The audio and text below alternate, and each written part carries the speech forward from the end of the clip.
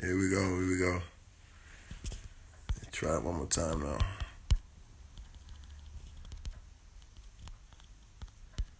And honest.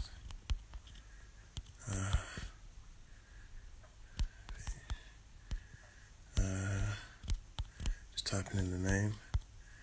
Here we go. And India. All right. Yeah. Here we go.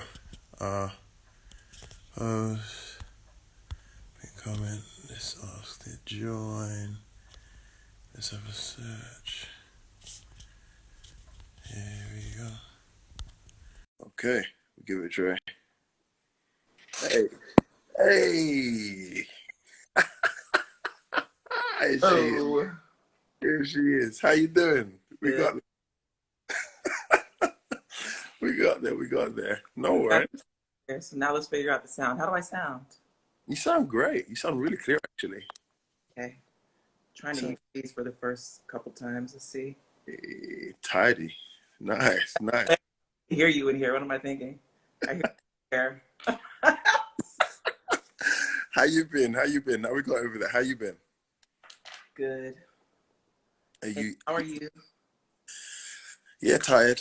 Tired. Just Album release time. yo. I And feel. father. And having two singles out.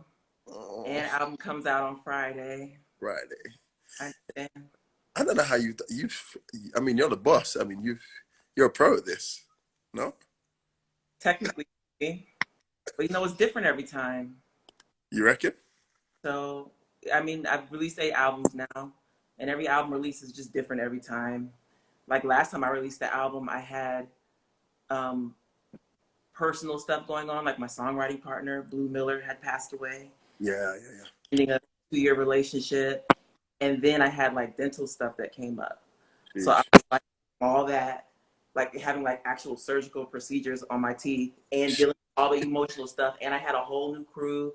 I always kind of had the same people or like just a light turnover in my crew, but Mm. everyone was different. My tour manager was different. My musical director was different. I had different backgrounds. I had the same drummer, same bass player, but everything else was different. I had a new assistant. So I was doing all that stuff at the same time. And there are other times when it's just like, all right, we released it. We out on the road. It's easy.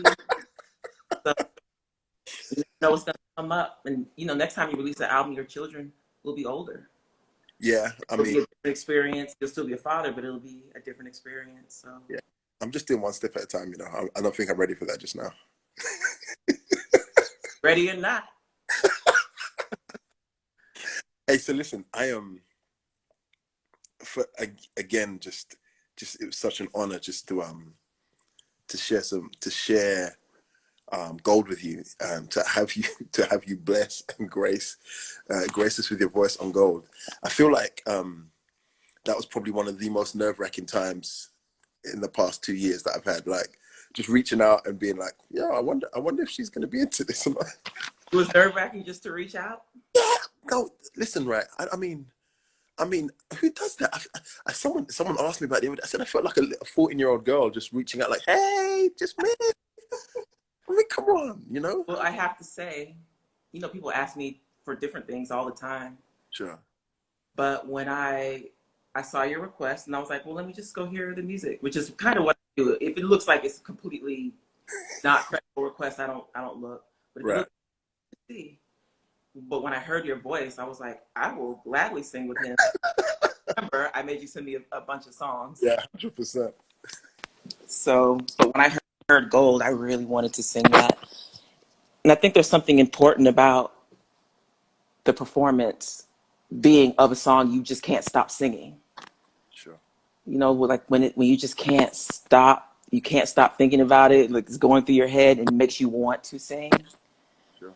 Uh, you know what? I think, you know what irritates me and yet blows my mind at the same time? Meeting people say you should, don't meet your heroes and don't, but I feel when, when it comes to you, just I find you to be one of the most humble people I know. Yeah, you're sure of yourself and you're very confident and comfortable in your own skin. You know where you stand and you know where's north. But I feel like that whole process of me reaching out, you not knowing and then hearing it and taking it for what it is in terms of the music. Like that oozes so much more humility. I was talking to an artist friend of mine, an artist friend called Cherry V, who's a singer over here. She's an incredible friend and an incredible singer. And we were saying like in your own turf sometimes reaching out to people who are on the same level or even making more progress. Sometimes there can be such an arrogance, and you're like, well, hold on a second. I mean, if you don't want to do it, just say cool, no. But sometimes there's like a, I'm like, and I What get it. would the other one sound like? Like, I'm busy. How dare you ask me? Like, what would it sound like? I don't know, like sometimes there's nothing at all. Um, I but can be accused of that too. Like, like if I'm having dental work and my songwriting partner just died, you might not hear back. right, right, You never know right. what people are going through. But what does it sound like though? I don't know. Sometimes Is that scratchy sound my headphones doing that, or is that you? no. Oh no, no. Okay, there's like some. Okay, as long as I know it's not me, I'm good. I I already caused enough problems today. oh come on. No, you know what it is? Sometimes it's when you reach out to people. Sometimes it's better to hear nothing than to hear, you know, whatever. Like, but I just feel like when it came to you, there was the humility. I learned a lot from that. I learned a lot from just, hey, always continue to be open, always continue to take it as it is, and for what it is. And yeah, it inspired me. Honestly, it's Thank you. totally. I'm still learning from you, from the music. I love music. Yeah, I love music. It's the only thing that I will make a fool out of myself for. Like, yeah, because, like being a celebrity is not comfortable for me. And so yeah. when I'm in a room, I'll just be still or keep myself off to the side or whatever. But if something is moving me on a stage, I Mm. don't care if we're on national television. I will stand up and just be like, oh, like, and I've done that many times where we'll be like on BET or something and Layla Hathaway sings. And I'm Come the only person in this whole thing standing up and everybody's like, I see India. Because I love music. I remember going to see James Taylor at an outdoor venue in Atlanta. And James Taylor is like my top three. His music has brought me comfort my whole life. Can you still hear me? yeah, yeah. Okay. His music has brought me comfort my whole life. And to see him sing live was just a different experience. And so he did an intermission, which I don't see a lot of people do in concert, but he did Mm. an intermission, and I got to go backstage and talk to him during the intermission. And he said the whole band was just remarking how we saw your scarf just moving and moving and moving all around. And I just was like, oh, I was doing that right, because I'm not even thinking about how I look or anything like that. I love music, and I mean, I said that because I just wanted people to know, but I also said that because that's how your music made me feel. I was like, I will sing with him Thank gladly. I love the sound of your voice and the delicate nature of your songs, and I don't you. know, I just like it. I love what you do, and I'm happy that I now know who you are because I hadn't heard of you at all, and I'm happy that my audience gets to know who you are too because I just think what you do is really great. How you do what you do. You're very kind. I am. You're so kind. I wanted to ask just a couple of questions, um, just to try and just to really uh, get into your thoughts around certain things to do with creativity. I'm First, moving around, but I'm listening to you only because I'm trying to find headphones. But I'm no totally with you. stress. No, Okay. no stress. Was the first question I had is, how did you, as a creative, as a musician, how did you find your sound? What was the point you found? You would say you found your sound, and how did you find it? That's a good question. Something is just acting up. Let me take these out and see if it's me. I'm obviously a stickler for sound, but let's try this. Might be better. How does it sound? Yeah, you're good. You're good. We can hear you. I feel something. I hear something popping and scratching. I wonder if it is on your side. I'm holding Hitting still. your speaker, or No, I'm holding still. I'm not. all right. As long as everybody can, as long as it feels good, I'm good. Oh, we have the comments off. I didn't notice that. No, no, I'm getting the comments. Oh, are you? I'm not. I love comments. Okay. Um. So your question Mm, is a good one because when I made my first album, I didn't even know what production was. So there's a singer that some people may know, you might know, Anthony David. yeah. So we met when I was 17 and he was 21. just walking downtown in Atlanta, and we had, you know, we were in each other's lives we've been in each other's lives for ooh, 30 years or something like that, which is crazy. A little bit less, but so we started playing guitar and writing songs together. There was like a whole 5 or something years where we wouldn't even sing around each other at all. And I didn't know he could sing.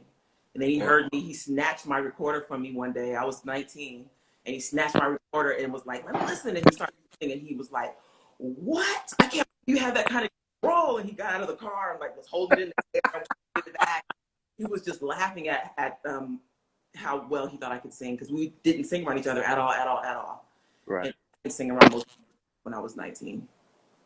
And so fast forward to 1999, and it's time for me to make my album, my first album, Acoustic Soul. And I didn't really know what production was. And Tony, I call him Tony, he was like, so now we got to figure out how you want the production to go. And I literally said, what is that? Wow. I didn't really know what that was. Of course, I'd heard it. I knew what I liked, but I didn't know what the word meant. Right. And so I think that the way that life is, you know, we all have our lessons to learn, and they're going to be hard because it's a lesson. I had to learn how to communicate with people, not just about music, but just in general, like how to look people in the eye, how to speak full sentences about things that were kind of hard to put together, how to like communicate, and then how to communicate about music. And so I did a lot of the songs multiple times and tried live things. I always thought I wanted to be live. Like that was just it was less of an aesthetic and more of a what's the word? Less of an aesthetic and more of a, what is that word I'm thinking of? Value. Sure. Less of an aesthetic and more of a value I held. Like I wanted to be live. And so we did that. We had players and people in separate rooms, and that didn't feel right. And you know, I tried all kinds of stuff. And I just kept working on the songs until they came together. And I remember being on an airplane at one point, going somewhere to work on something. And I thought, let me just play what I have so far. And it was very near the completion. It took 2 years to complete Acoustic Soul because I didn't know what production was. And because I had to learn how to communicate, it took 2 years. Wow. And I was on an airplane very near the end of the whole process. And I played the album to myself, and I said, I like this. And that's how I found the sound of that album. I think over the years, they will continue to slowly evolve. Like from my next album was Voyage to India, and the next one was Testimony Volume 1 and Testimony Volume 2. And they just kind of slowly evolved as I learned more about what I liked and wanted to try new things and got more confident making different types of records and stuff like that. But as far as like what I think my sound is, common thread between everything that I do, I think I found it just by whatever gave me chills, I would keep. Whatever did not give me chills, I did not keep. And just that. But then there's another answer to this too, which I wanted to be Stevie Wonder, James Taylor, and Joni Mitchell. And that's what I tried to do. And so that's why I wanted to play guitar, and that's why I wanted to write songs that were confessional, and that's why I wanted to write songs that were about spiritual but jammed at the same time. And that's why I wanted to learn how to finger pick and all that stuff. And so just, you know, but we're all a combination of our influences, and we're all an expression of just what life is trying to teach us at the time. So it's just that's it. The guitar, the use of the guitar, when did that become a thing for you? I went to college. Well, so you have the comments. I know I keep checking because I keep hearing clicks, but is anybody commenting on the clicks? Is everybody fine? Yeah. No one's commenting. Everyone can hear us. Okay. So I went to college, to a fine arts college, to be I didn't know what I wanted to be, honestly. I've made music all my life. I was in band. I played all the different woodwind and brass instruments. I was always like the kid in the band. I would just tell the teacher, I want to play clarinet on this song, I want to play on that one, and I was just that kid. And even I actually started in the recorder ensemble in elementary school. We had an ensemble where we recorded ourselves, and we had, like, you know, kids play recorder, but we were playing like little Baroque pieces for kids. So I always did music, I always did. But I got burnt out when it was time to go to college, and my mother really, who's on here, My mother really wanted me to go to college because my mother comes from a family of 8 siblings. Nobody went to college. And then even her siblings' children, nobody went to college. So she was like, I want y'all to go. And so my brother and I were first of our family like that to go to college. Not the last, like all of us have kind of gone and got educated and stuff now. But so I had to go to college for something. Right. And I was making jewelry because they had it as the elective at my school. My mother is a fashion designer and a seamstress. She makes all my stage clothes. Like that Arie look is because it's my mom's aesthetic. And so I was always into the jewelry when I was little. Like she would do fashion shows and stuff, and she would say, "Polish these bracelets" or whatever, you know. And I was into the jewelry. I didn't want to sew. I wasn't really into clothes. I am now, kind of, but I was really into the jewelry always. And so I took some classes, and I got a portfolio scholarship to Savannah College of Art and Design to be, you know, for my portfolio, a partial scholarship. I got the rest of the money. Speaking of my mom, I got the rest of the money because my mom called the president of the school and said, my daughter deserves to be in there. I'll clean her off, whatever I have to do. And he said, nobody done that before. And so they gave me the rest of the money to go to school. She didn't have to clean the office. They just gave me the money. And Wow. so in school, ostensibly, to be a jewelry maker. But my music was always what I did. Right. And so when I was there, I worked at the school bookstore, and my first check, I just bought a guitar. It wasn't like out of nowhere. It was like I wanted to be Joni Mitchell and James Taylor, and you know, like that's who I wanted to be. So I was like, my own money. What do I want to do with this? And I bought a guitar, and I just started writing songs. I had dabbled in both. Like I Right. had in high school, kind of, but it was a bad one, which I didn't know. So you know, you can't learn on a bad guitar. It's Yeah. all you know. And so, but I kind of tried to write songs because my mother was a songwriter, so I did it because it's what I grew up seeing. But I didn't really do it until I got that guitar and I started writing songs. And then my second year, I left school because I wanted to go back to Atlanta and pursue music. And then my mother was getting ready for work one day, and I was sitting with her in the bathroom, like on the tub while she was getting dressed and stuff. And she said, I'll give you 6 months to start making your own money. I'm going to get you a car, and I'm going to give you, she actually said, I'm going to give you a year. And she told me, which I don't remember, but I was making my own money in 6 months. And so it kind of just went from there like that. You didn't ask me about that career part, but the guitar part came just because it was my dream. And then I had money, and then I was in that place where I was like independent, and I was in college, and I was thinking for myself, you know, the whole thing that college does, because really that's why I think that's why I went to college, was to just grow. And I just always wanted to play guitar, and so and then I got such amazing feedback about it. Like some of my teachers would let me play before class. You know, I got like this amazing. I would play in the park, and somebody would come up and go, "I want to hear what you're doing." You know, college. Everybody talks in college, and they would sit there and watch with me, and they would be like, "What?" Like the response was always like, "Wait a minute, what?" Like it was always like that.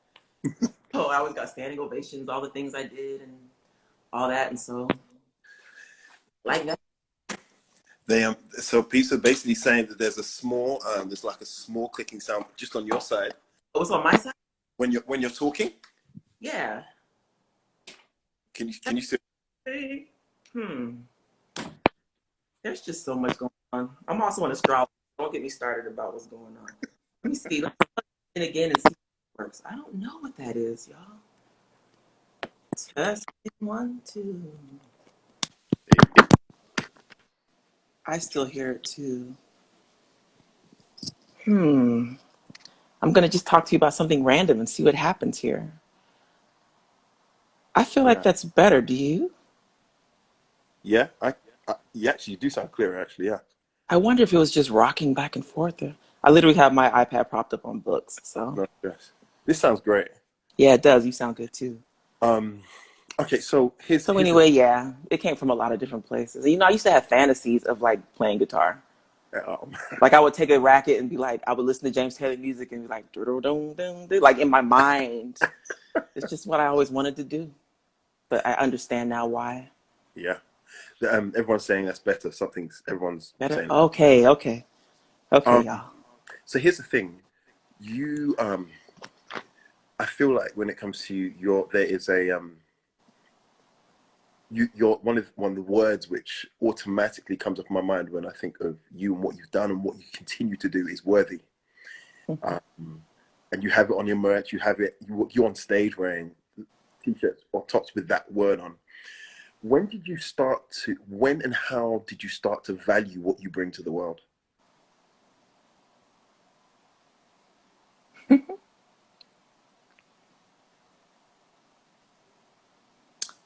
In fact, That's a good question too. Yeah. let me make it easier for you. Mm-hmm. How how is that how more important? No, when did you start to value what you bring to the world? It's not a hard question. I'm pausing because there's lots of answers. Because I think my mother always calls my brother like her. I don't, what does she call him? I hate to say this now because this is terrible, but she would call him her Republican. He's not a Republican. He's not. But he's like very straight and together. He always did his homework. He was always like that guy. And I was like stumbling to the bus and missing the bus, and my clothes were wrinkled, and I would get sent home for falling asleep in class. Like I was that person. And so she calls him her Republican and me her star child. And I don't know where the star child thing came from. I guess it's just when I was born. And so there's a part of me that has these spiritual ideals that I just have had since I could think for myself. And I always have known that whatever anyone is giving to the world is important. Everyone's important. No one's better than anybody else. Like, and I didn't learn this from a book I just know that. And so I always knew that I wanted to, I knew that because if I was going to make music that someone would listen, I wanted to make it healthy for them, healthy for their heart and their soul and their spirit. And so in that way, I valued what I bring because I know everyone has their people that they speak to. It could just be a classroom or you could be Oprah, and they're everything in between. We all do. And I've always known that. Also, when I first released the song Video, my first single, I thought that's how I felt. And then I learned it was how a lot of other people felt, like a lot of other people, like a lot, like even Oprah a lot, because I got to be on Oprah and sing it. And she was like, how did you know we felt that way? And at that time, that's when I really knew that the things I wanted to say to myself, to heal myself, could possibly heal other people too. And the healing aspect of it made me feel like it was more valuable to me and to other people. And that happened in my first year that Acoustic Soul was out. Because that's when I got to do Oprah. It was 2001. And just that whole year, like I would walk into the lobby of a hotel and somebody would cry and I would be like, because the celebrity thing was new too. So I would be like, hi. And then the person would always say this song or that song or that song. And I would think, oh, okay. Because I had a theory that music could really touch the soul and like really speak to a person. Because that's what Stevie Wonder's music did to me. He spoke to me. He taught me how to see life. Like the philosophies in his music were as important as the music and the songs and his voice. And so I wanted to be like that, but I didn't know if it was true. But every time I would hear someone say that, I understood that there was a value in it. And so now, even when people say something about one of my songs and I say thank you, I really mean thank you, because I don't know what it means until someone says, I know what it means to me. But when someone says it to you, you know you're on the right path. And then there's been an elevated level of that too with the release of the album Worthy, because I call this album Worthy. A lot of it has to do with what I've learned in the music industry and what I've had to unlearn that the music industry planted in me.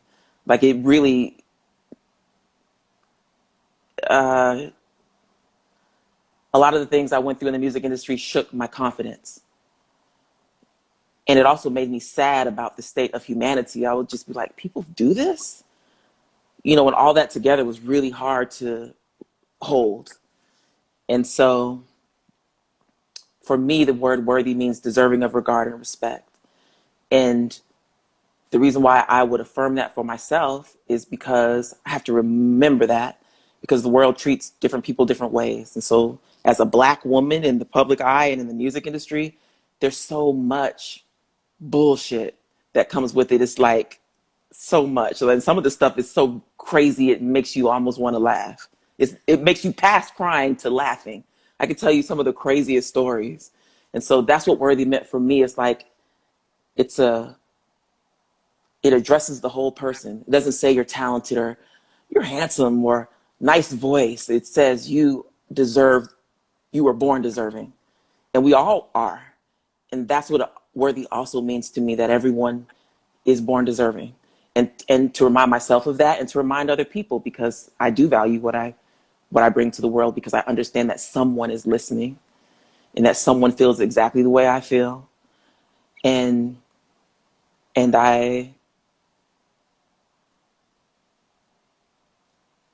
because I love words so much, I will often have a word that'll be like my word of the era of my life. For a long time, it was resilience, because I just felt like I had to bounce back from so much all the time.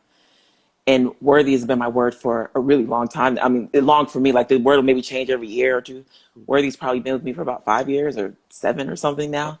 I love that word. You're you everything about your artistry, and even your paradigm, where your head's at and your heart's at concerning some of these things. Um, I can't. I feel like you've constantly flourished, and you've constantly looked for ways to flourish, creatively, as well as a person. It's obvious. And one of the questions that when I was just thinking about our chat today, one of the questions that came up in my mind was, how do you protect your creativity and sensitivity? How do you protect something? Well, you're asking, how do you protect your heart? Actually, how do you protect what your gift? How do you protect your creativity? That's what I'm asking. I feel like life comes at all of us. Heck, we're in a pandemic, life comes at us real fast and real hard. And no matter how worthy we think we are, life's going to come at you and slap you. But the gifting, what we've been given to contribute to this world, we have to value that, as we've mentioned. But how do you protect it at times like this? In times when you're going through the industry and like a full speeding train, and you're seeing all the craziness, how do you protect your sensitivity and your creativity? Oh, Jake. Sorry, man. Oh, Jake. I said that because I want to ask you all these same questions back. Um, 20, this is an interesting moment to ask me that question too. Sorry about that. You're good. Because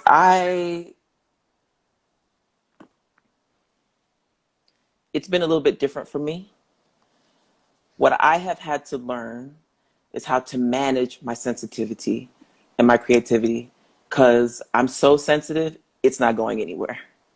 Even when I think I want to like harden up and buck up and act this way and I'm going to tell people, and even when I think I'm going to be like that, or even when I think, forget the outside expression, but I'm going to like try to be stronger inside, or not feel so much, or not pick up everybody's stuff. Like I'm going to go in this room and I'm not picking up their stuff or whatever. I still do, because I'm wired like that.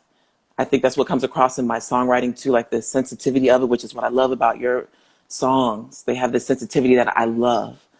Yeah. And I think part of why I love it is because I think it's more rare. Everybody just doesn't have that naturally. And so I don't think it's something you can fake.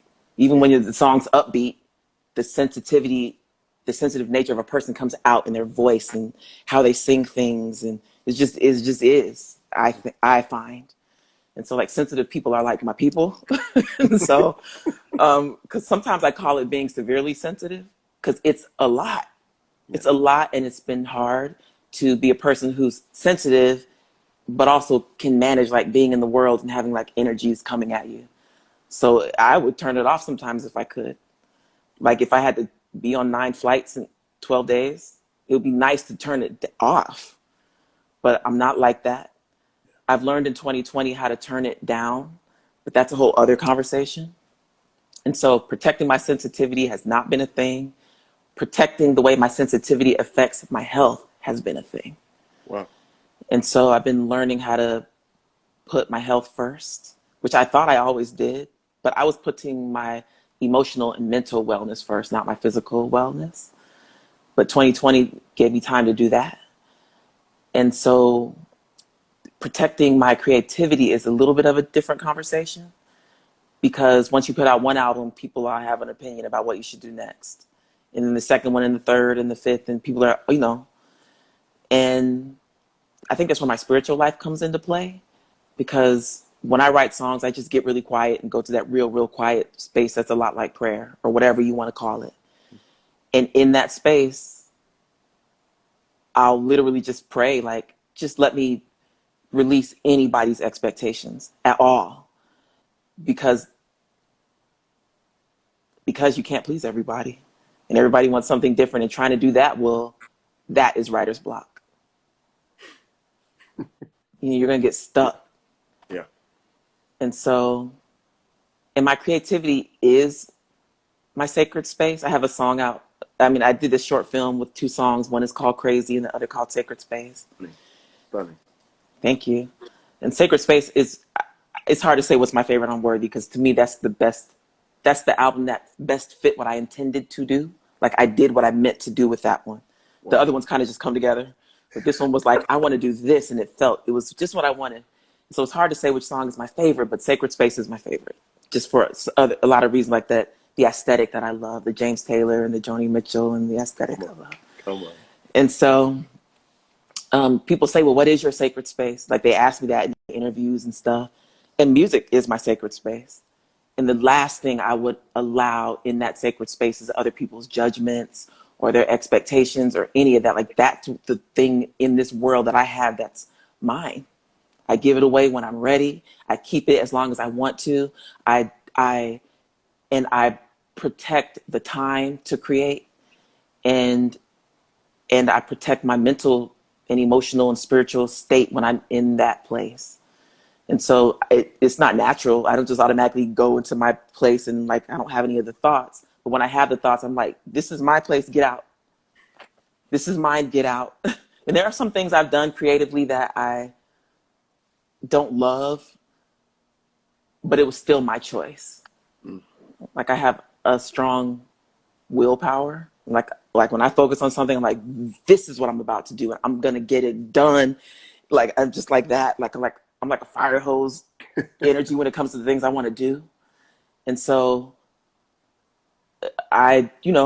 sometimes I've just like pushed through with things and it'll come out and I'll be like, not so much, but it was still my choice. Yeah. And so I protect my creativity with my prayer, my spiritual life, and I manage my sensitivity. So good. No, so good, so good. I think these I've found, and I've got quite a few friends and people I'm around who were hypersensitive. There are more hypersensitive people in the world than people realize, especially in the artist world. Oh, totally. That's kind of what you do. You translate an emotion into a song. That's a sensitivity required to even want to do that. Yeah, I totally agree. I can't have this conversation without thinking or looking ahead. You've been dropping absolute gold, and I'm not saying that just because of the song. I'm saying you've actually been dropping gold, and it's been so encouraging and edifying. I suppose my final question for you was: there's so many things which are broken in the music business. So many things that are broken. I'm just going to keep it around the music industry because you've experienced everything about it. And I mean, I'm in it, but in a different part of the world. There's so many things that are broken in terms of just inequality, in terms of race, in terms of gender equality, or inequality, and just different forms of exploitation and discrimination. across the board. Plus, then you've got egos, and you still got whatever else. As creatives, this industry doesn't happen without us. This industry doesn't happen without the singers, the people who are willing to be vulnerable, the people who are willing to be hypersensitive.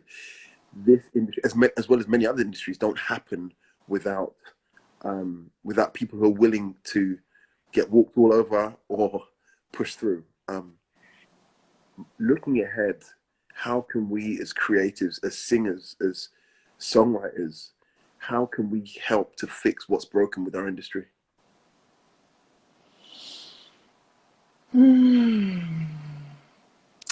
First, I want to say that the things that are broken in our industry are the same things that are broken in the world.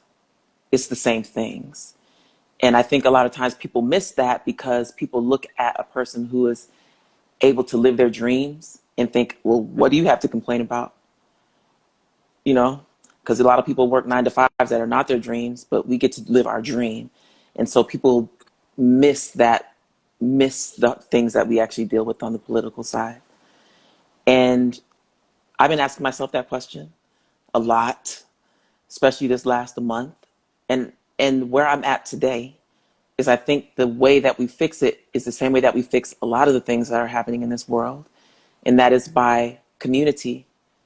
So imagine if every artist who knew each other, all of them, black, white, if Ariana Grande and Jessie J and me and you and Anthony David and everyone who knew each other, when somebody had a project out, we all put it on our page. Just Instagram alone. Doesn't it give you chills to imagine just how much easier it would be to let people know you have a project out? And it's so easy. It's literally at your fingertips. We have to consider ourselves as a community. But I think that's the thing with the world too. Like even with the whole mask thing, are we all going to do it or are we all not going to do it? You know what I'm saying? Do we care? Not like, community. And that's where I'm at today. And it took me like 2 months to get to that simple answer, because I think the business has convinced the artists that they have the power, and we believe it, but there is no business without us. And so if we band together as a community, I think we can help lift each other up in so many ways. I also think that, you didn't ask me this, but I have to say it. Go for it. On the music side, I think that when I think about community, also just on the creative side, I think it's so important for artists en masse to begin to think about how what they're saying and what they're doing is going to affect everyone else. Not just whether or not it's going to be a hit, or if it's going to work for you, or if it's going to make you a lot of money, or if it's going to shock people enough to get them to look at you or whatever. Not that, but how is it going to affect how people view relationships, or how people view family, or how women view themselves, or how men view women, or how. And that's one of the things that I've always innately understood. And it's one of the things that I always wanted to represent in the industry. But I think that a lot of the things that are wrong in this industry can be fixed if, as a collective, people start to ask that question. Because the industry is always looking for what's easiest to promote. If you're going to go in the video with your shirt off, you're it. And it doesn't matter if a Jake Isaac writes a lyric that says, someone told me once, if you love each other, better off just staying friends. That's so potent and smart and musical and beautiful. And I think that gives people something to think and feel about that matters. And so I'm not saying everybody can be as eloquent as that, but if everyone thought, how is this going to affect not just me, but the world that I'm talking to? And I think you caught me on an interesting moment in my life, because I'm right in that middle space where I know what I think and I'm also willing to say it. I'm in the middle. I'm not willing to say everything just yet, but I'm right there in the middle. I think I've earned my right to say certain things. Definitely. And so the last thing I want to say about this is, I think that the people listening need to make a choice. It's okay, like if you like the beat of something, okay, you like the beat, cool. But if the words are saying things that you know would have been harmful to you at 12, or would be harmful to your child or your daughter or your son when they're 12 or they're 10 or they're 9, first of all, don't play it around your children. Like, it's almost like a Saturday Night Live skit at this point. Like, it's so absurd to me. Like, is this what we're doing because we like the beat? We're really going to let it say squishy, squishy, macaron, or whatever people say. Like, we're really going to do that right now? Like, some stuff should be for adults. And I'm not saying it shouldn't exist. I'm saying it shouldn't, in my mind, it's a healthier community if it's not the pop music. Right. And so I think if you don't buy it, the industry is going to look for what you do want to buy, what you do want to support, what you do want to play in your house to your kids, what you do want to make your TikTok videos to, you know. And again, I'm not saying that anybody should make the music they want to make. I'm saying if we're going to fix the things that are up in this world, we have choices to make about how we affect each other on the negative side and the positive side. And it's starting to upset me at this point because, you know, social media continues to grow and we see like literal, actual, factual 6-year-olds.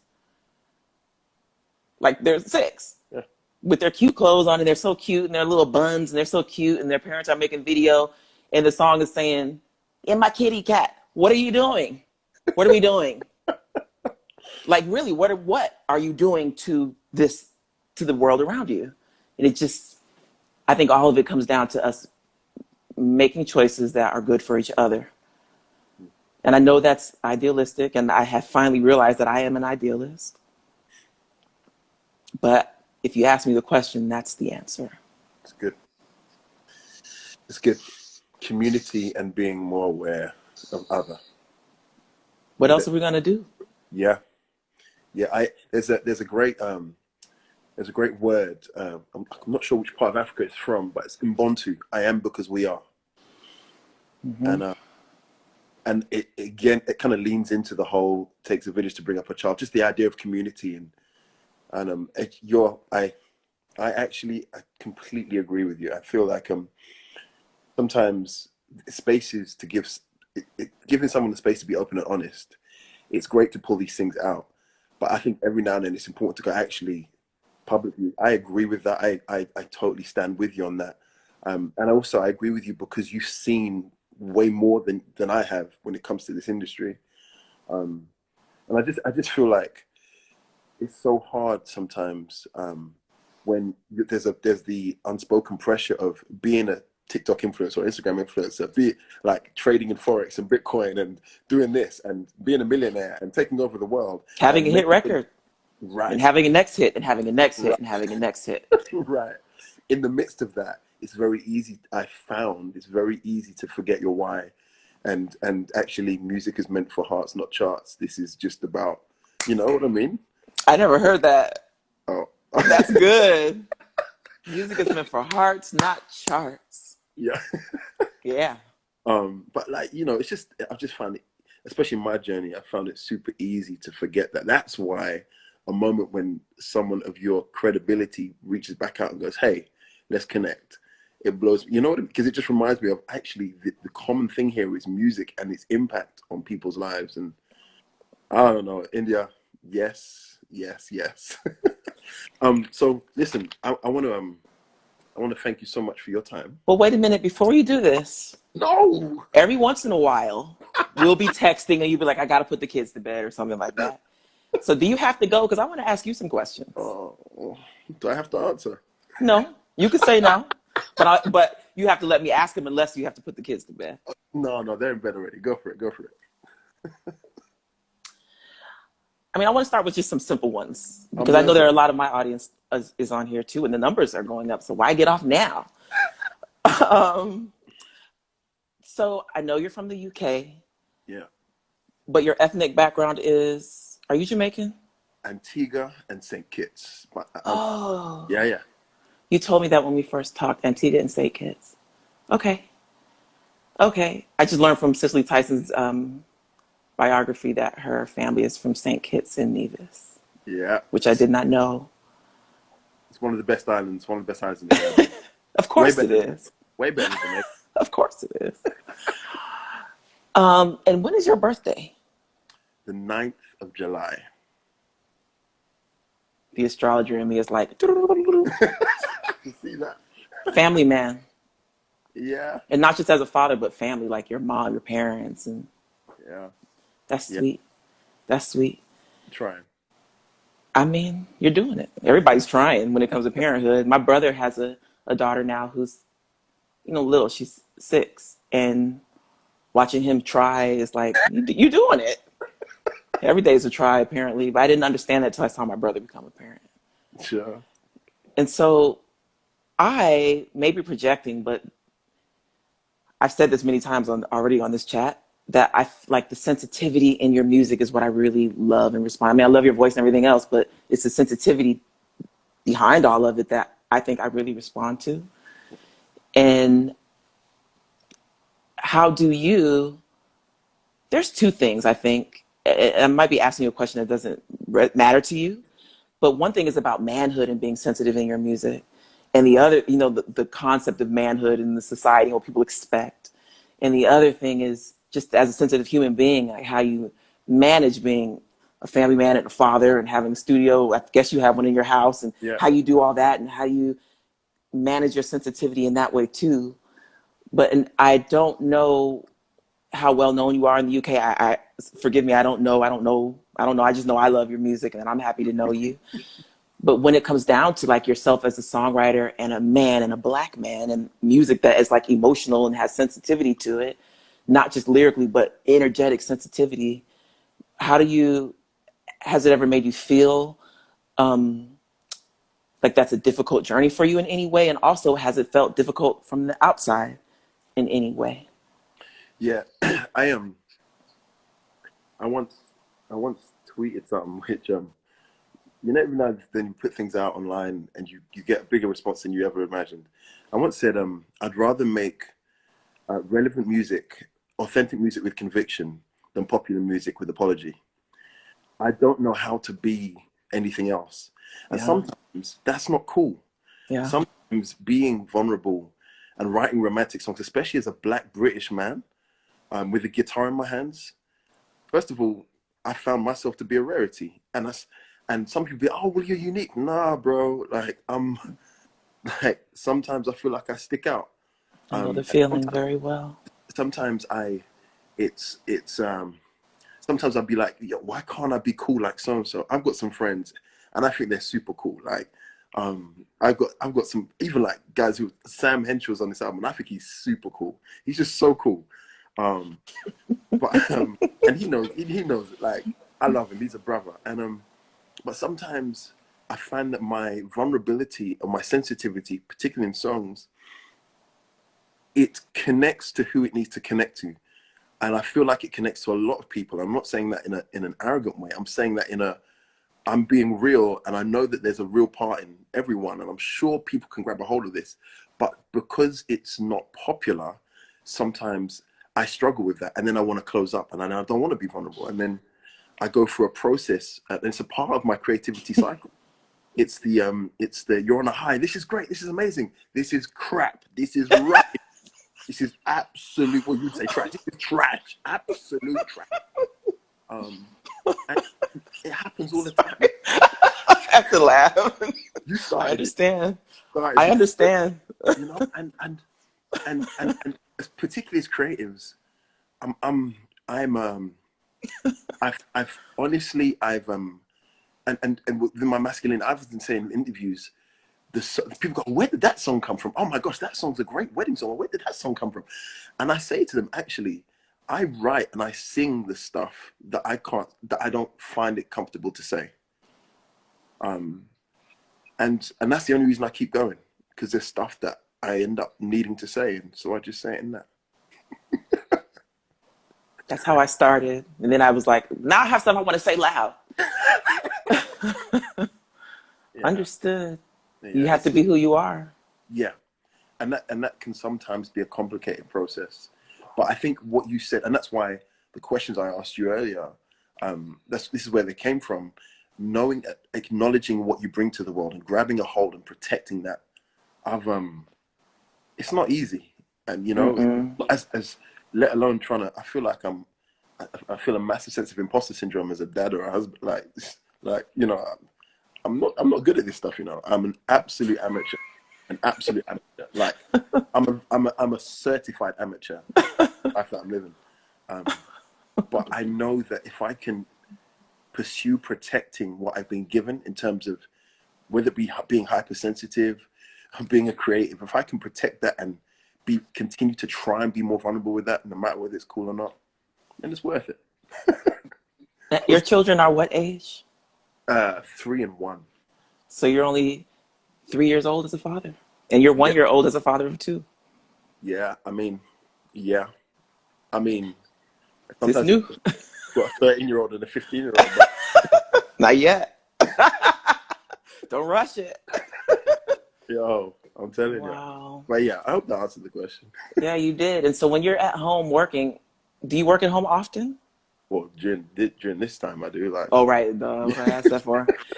And so when you're at home working, how do you separate, like, not just wanting to go see the kids every 5 seconds, or if something cries, or... Yeah. I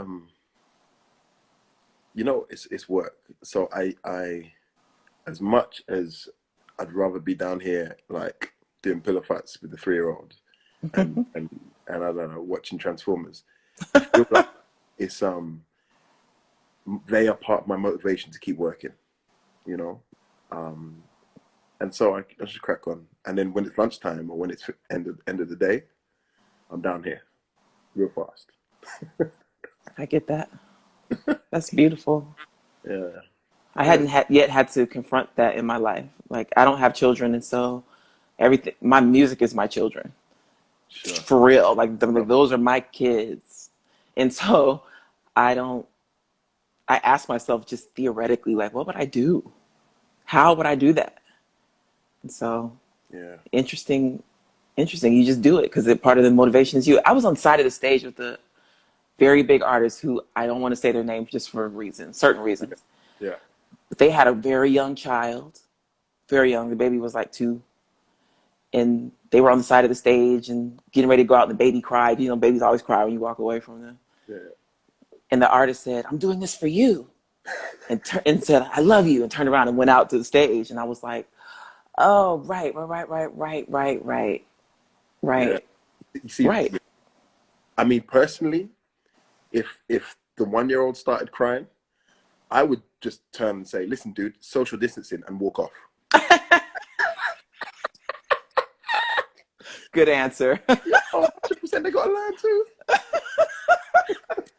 Spoken like a true father. Yeah. My brother used to be like, everything snickety about the baby. Now he'd be like, "She all right."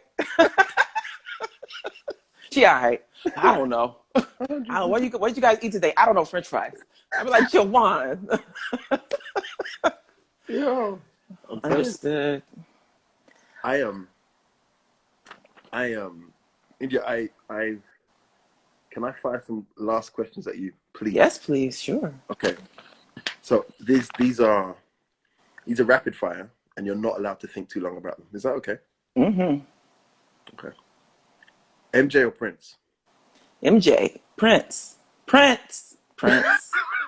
Wait. That was hard. That's the whole point. MJ or Prince? Are we committing? Is this Prince? It depends on. Are you asking emotionally or musically? Oh no! Don't do that. Okay. Don't do that. MJ. Okay, cool. Veg or meat? Veg. Singing or spoken word? Singing. Home cooking or fancy restaurant? Ooh. Fancy restaurant. Introvert or extrovert? Introvert. Playing a gig in the UK or playing a gig in the US? All the same to me. It's been a long time. The UK. It's been a long time. Oh, so are you coming over anytime soon? Or I can't imagine, but I don't know when I'm going to do another show at all. But if I had to choose one today, I would choose the UK. It's been a long time. The UK Yeah, audience are always so cool. And then I get to see so many artists that I never get to see. You know, like Omar will be at the show. You yes, know, stuff like that. It's always like, ugh. yeah, yeah. I love that. And I am an Omar fanatic. Like I'm an Omar fan. Like I would scream if he walked in here. So you able to know he's in the audience sometimes. It's like, ugh. Or Yeah, so Misha Paris, or you know, people I love. Misha Paris, you're into Misha Paris. Oh my gosh, So, yes. so Cherry V, my friend who I've known for quite a few years, that's her auntie. Misha Paris, No. Misha Paris she's a legend. I didn't know you were into Misha Paris. The first I remember, I'm so into her that I remember the first time I heard her voice. It was Crazy. on BET, and she was doing an interview with Donnie Simpson. I'm 10 years older than you, so you know I was, you know, maybe 14, 12 or something like that, and I don't know, I just loved her.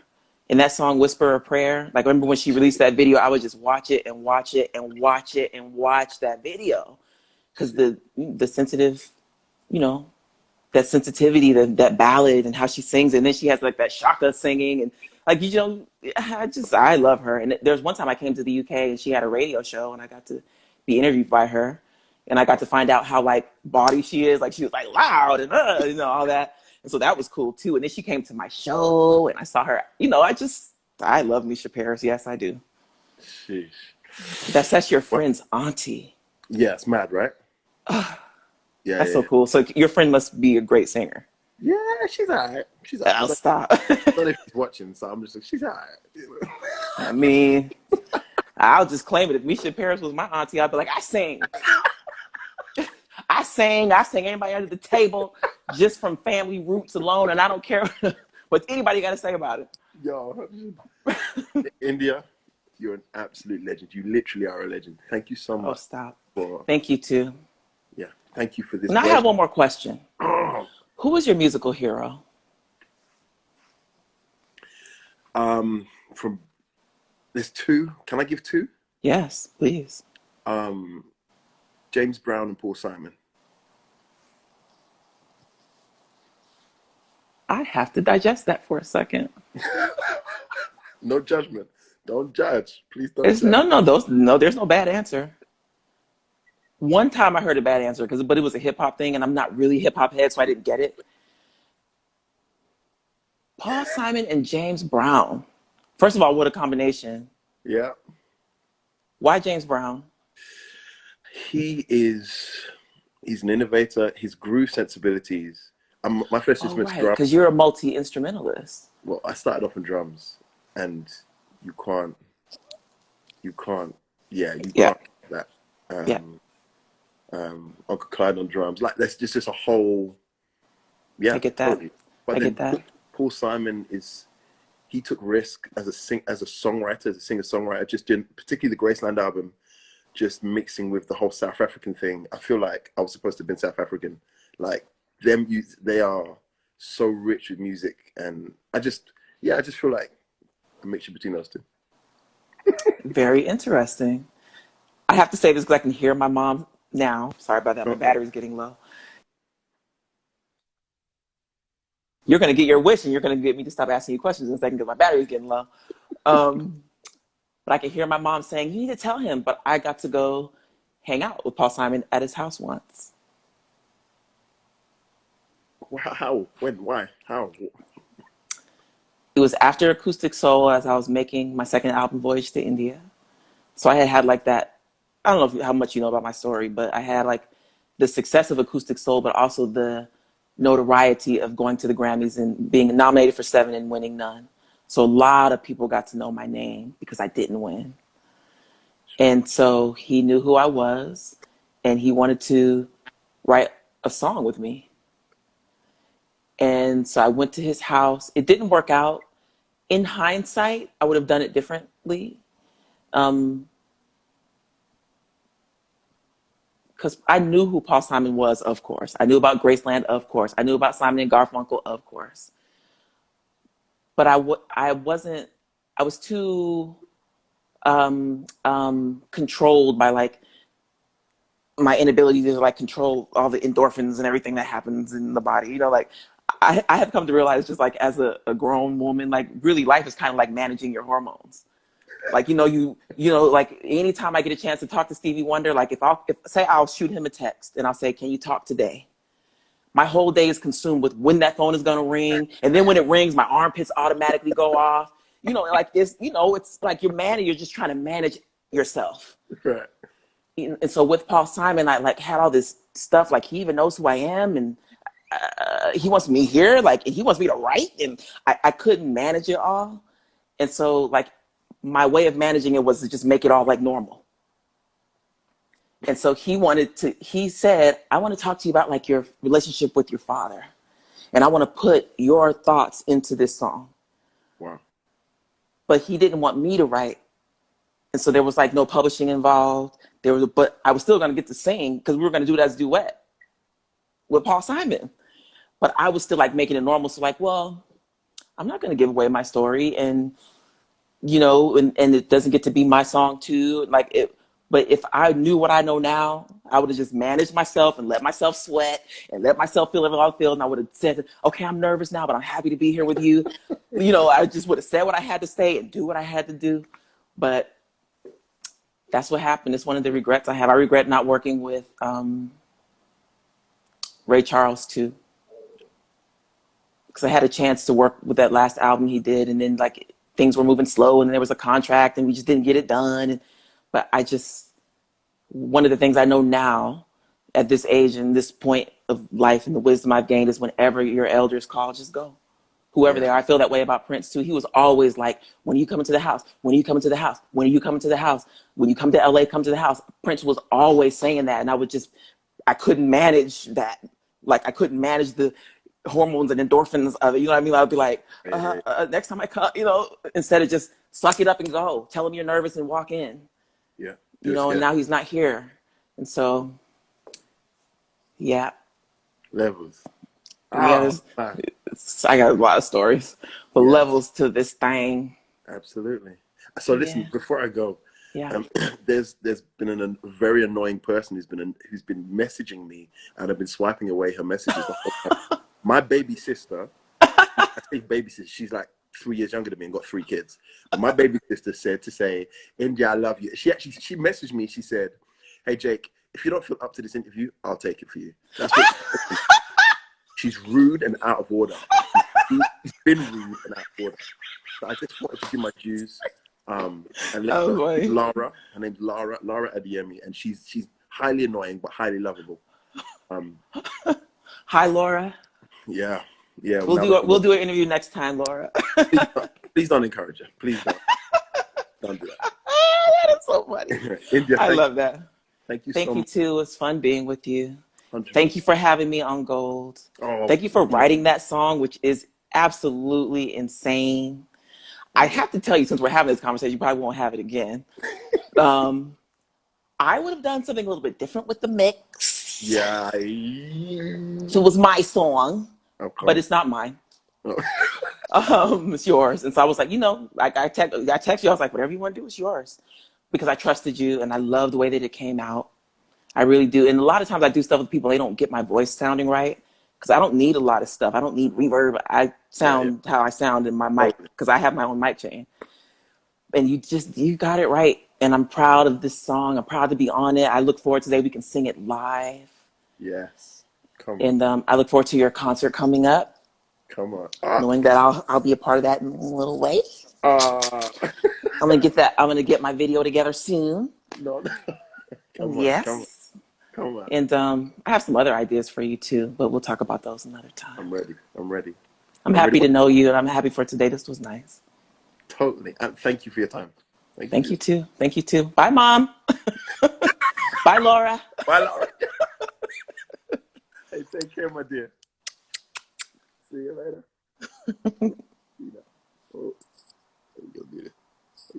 All right, if you jump off just now, there we go. Guys, my name's Jake Isaac. That's India Arie. I've got an album out on Friday, and she's on it. And these are my open and honest chats. I have them once a week. I've got another one next week, Sunday, with an amazing guest. And I'll be announcing that later. So feel free to jump on have a little follow. It'd be great to connect. And hopefully you enjoy the album when it comes out on Friday. And for all the other stuff and the good stuff, link in the bio. Have a great evening. My name is Jake Isaac, and that was India Arie. And that was Open and Honest Conversation. Okay, bye.